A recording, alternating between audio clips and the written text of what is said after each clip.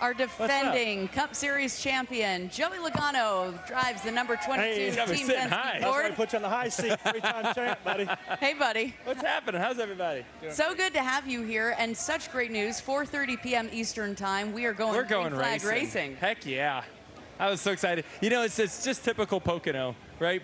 The forecast was, we're good. Yeah. Don't worry about it. It's going to be a nice sunny day in Pocono.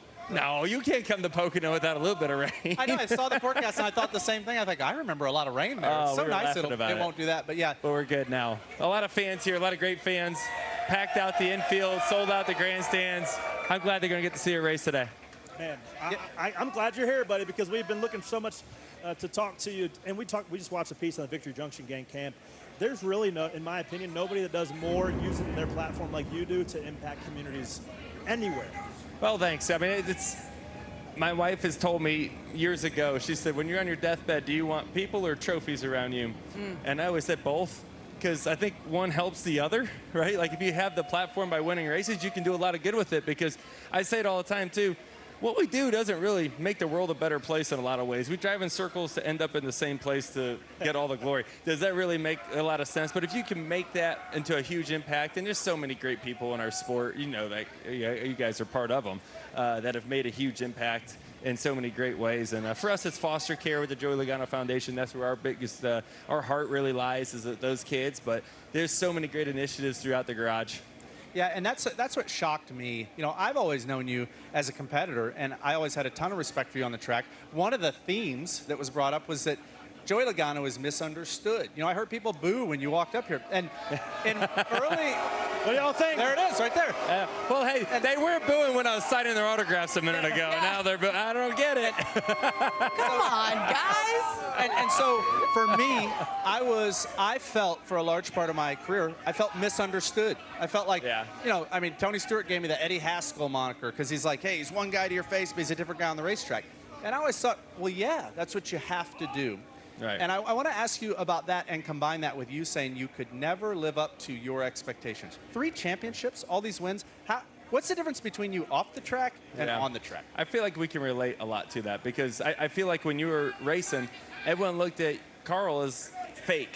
And he's not authentic, he's not real, right? And you went through the same thing, because you were really nice off the racetrack, and then you were a pretty fierce competitor. Like, you didn't want to see Carl in your mirror. You're like, oh, here we go. Like, he wasn't an easy car to pass, and he not supposed to be. I thought we were racing, right? Like, and it makes sense to be that way. It's just hard for people to understand that, I think, right? And not just fans to understand. I think it's hard for competitors to understand that there can be a switch that you turn on and off, and it's really healthy to have that, because it's, if you were the type of person you were on track, off the track, you'd be a real jerk. You know what I mean? I tried that. It didn't work very well. It's not good. So you got to find that balance. That balance is really important for me. I'm able to do that. But yeah, I mean, the expectation is always to go out there and win, right? Your competitors were very competitive people within this garage area. That's what you want to do. And so I know, and a lot of the fans do know, a lot about your on-track success, the fierceness. I mean, you told me one time after some incident you had, you said, I fear literally no one on the racetrack.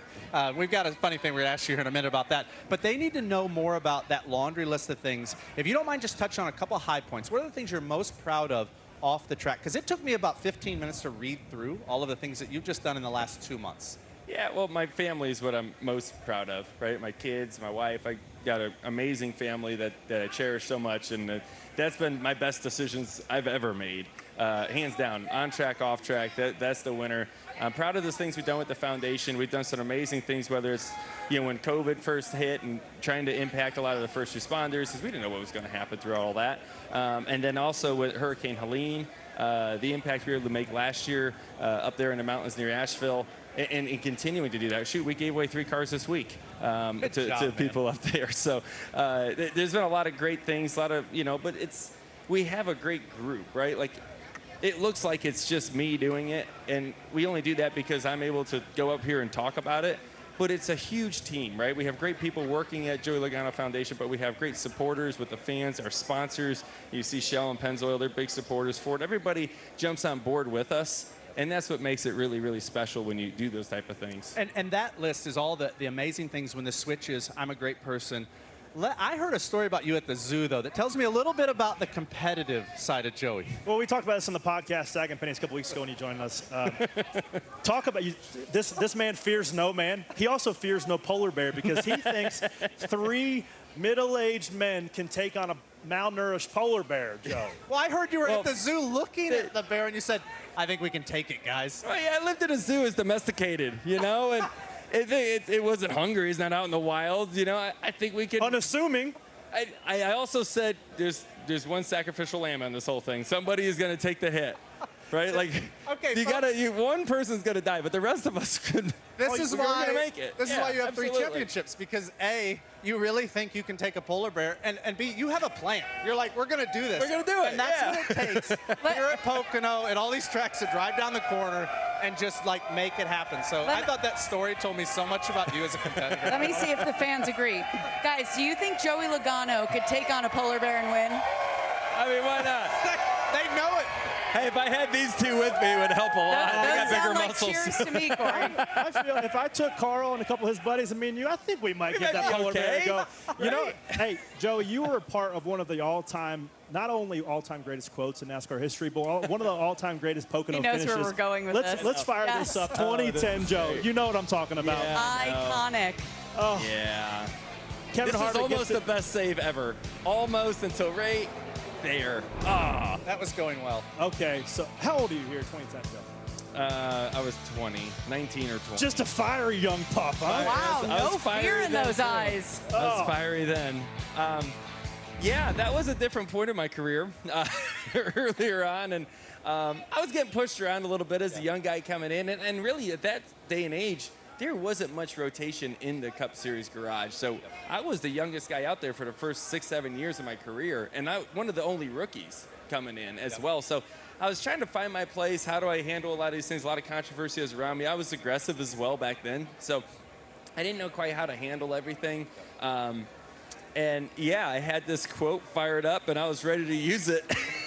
Sold a lot of T-shirts. Sold some T-shirts and yeah, it's... For newer fans, Joey, I'm not would you like proud to of that. remind people about Well, your infamous one-liner?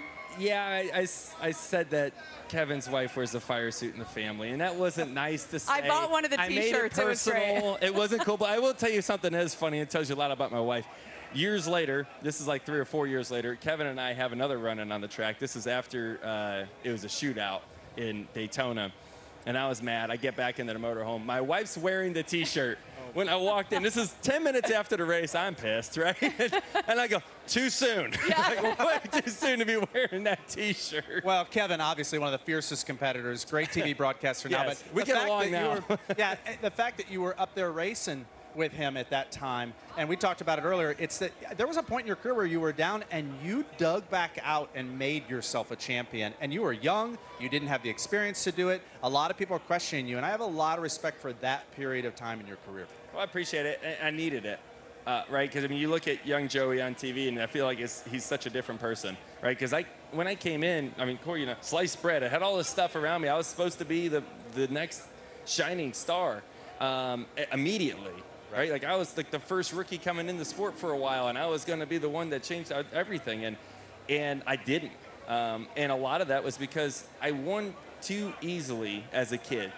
I didn't have the hard times as a child. And I know that sounds like so odd to say, but I was able to jump in a race car and win. It didn't take much. I had enough talent to do that.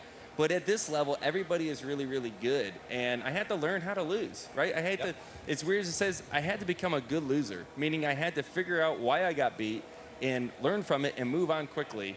And it took me a few years to do that.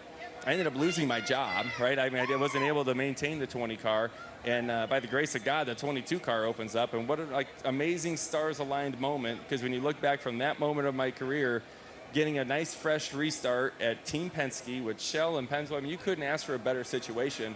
And being able to be successful from that moment on has been truly remarkable. But I needed those moments to be able to appreciate what I have now, but also just to get to this moment. And also, without a doubt, one of the best driver-crew chief pairings in the garage, you and Paul Wolfe. You talked about it in the NASCAR Full Speed doc on Netflix to an extent. You said the more pressure ramps up, the closer and more motivated you guys get. What is it about you and Paul that just are just a championship pairing? Yeah, Paul's, I mean, he's just a silent assassin, if you will. I mean, he's very quiet and very, like, in the zone, right? It's just the type of guy he is. There's no surprises to Paul, right? I mean, there's so many moments without races that, you know, you see the 22 do something different than the majority, and everyone thinks we're gambling, but we're not. Like, he totally gets it, you know? Like, we've gone over so many different scenarios. It's like, oh, this scenario is playing out. We're going to do this one. This is what we talked about. It's happening right now. Okay, and we do it. Like, there's no, like, we're going to wing it. This is an all or nothing. He knows the probabilities of all this stuff working out or not working out. And depending on the situation that day, you know, you don't know how it's going to play out, but most of the time you do. And today in Pocono, this is a crew chief's racetrack, right? When it comes down to it, there is so many ways we can play out this race today, and a lot of it depends on the speed we got in our car. Joey Logano, your 2012 Pocono winner. He starts 12th today. Can't wait to see what you do out there, buddy. Thank you. Yeah, thanks for having me on. This is fun. Appreciate Thanks, Joe. guys. See, he's got them. You got the people cheering now.